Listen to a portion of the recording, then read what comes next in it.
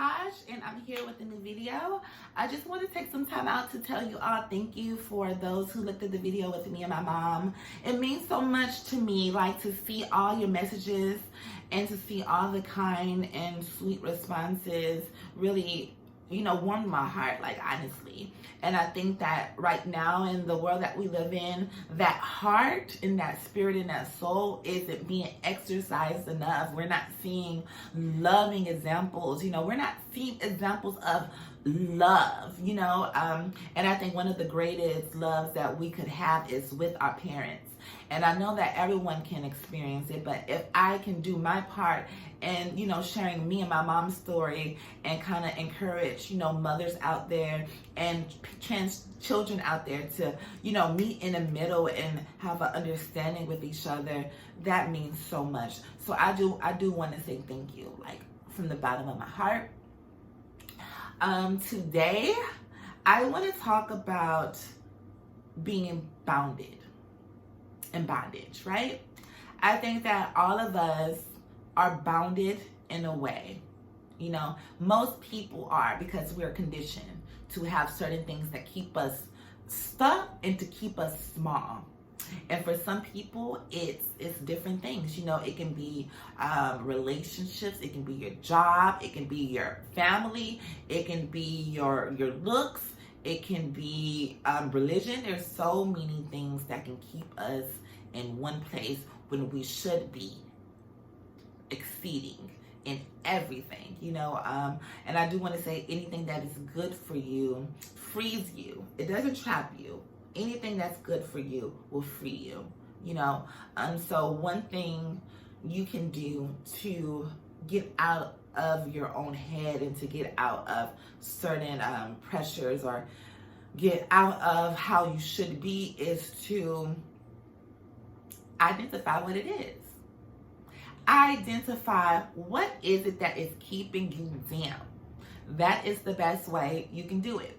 So for me, when I transitioned, it was my looks and my voice. Those are the things that really kind of kept me stuck, because when I wanted to go and, take a bike ride, on Santa Monica Beach, then I couldn't do that because I was so afraid of being out in the daytime, being visibly trans.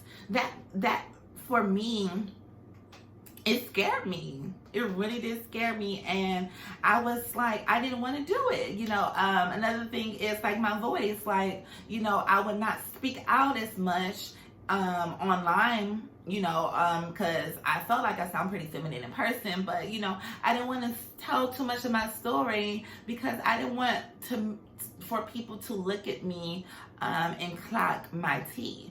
Or say that I sound like a man, and I was really bounded by that. And, and it's layers to this. It's layers because, of my perception of how a woman should look. That's another thing. That is something that is instilled in all of us. So for me, a woman should look like this. And whenever I'm not checking each box, I was shrunken so small. Shrunken so small to the point where I didn't want to speak. And not everyone has to be vocal about their transition, and not everyone has to be, an influencer. But me and who I am, that's who I'm naturally am. I'm someone who influences. I'm someone who speaks. I'm a talker. I talk all day. Okay. Anybody who knows me knows that I talk a lot. I did a lot of public speaking in my life, and in school I've been presidents of organizations, and I've been over centers, and I've done a lot. And it's always been, especially during my transitions, always been where I will want to do something, and I'll reach out and I'll achieve certain things, and I feel like I'm finally, reaching people and I'm free. And then there's other things that I think about in my head, and it gets me back to this small point. And a lot of it starts with the way you think, right? So identifying what it is and the layers, because nothing is just some things aren't just concrete. There's always layers to things, right? And it's shifting your thinking is how you can become free. Another thing for me, and me being a Black trans woman, I'm really pointing these things out because I really want my girls out there who are trans, and pretty much anyone can take from it, but the Black trans women, I want y'all to understand something here, because what I'm really telling you is going to help you in your life. Because if I would have really just sat down and really just kind of took this information and really figured myself out, I would have, I would have not, ooh, baby, I can't talk. I wouldn't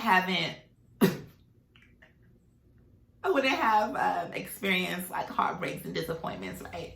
So one other thing that was really big for me is men. It's men.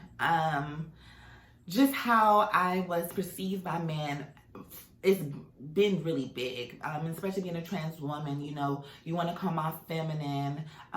You want to be able to attract men because for some way it felt like validation. Oh my goodness, like I'm a woman and this man finds me attractive. So a lot of cis heterosexual men out there, those were my focus, and appealing to them was my focus, even if it meant not truly being myself, because you want to continue to look feminine, right? So and a lot of those guys who are cis heterosexual, or a lot of the guys who are trans attracted, who are also cis males, they have their own things that keeps them trapped, right? So you have guys who are down low. You have guys who are discreet. You have guys who family don't know, right? So when they want to deal with you, it's in dark. It's at nighttime. It's in the dark. It's at nighttime. They can never love you the way you should be loved. They can never treat you the way you should be treated. They could never do the things to you, or not even to do the things, for you that they would do for a cisgendered woman, even though they're completely in it and completely attracted to you. And that right there also kept me down, and it kept me small, because I'm like, I love people, and, I love someone, and he can't do the things that I really want him to do, but I love you, So you need to make sure that when you are dating as a trans woman, that you meet people who are already free, who are already open, who are already willing to take the proper steps to free themselves. So when they come to you, you won't trap them. They won't trap you. And you won't allow them to. So I've been that girl too. I've always, as beautiful as I am, I've always had things that kind of kept me small. And you have to just identify those things. And not only do you identify those things, you take proper steps to get out of it. You take proper steps to let it go. Let things that are not for you go. Let people who are not for you go. Let things that you believe that may not be healthy, you need to let it go. Because if you keep telling yourself unhealthy things and you keep feeding, certain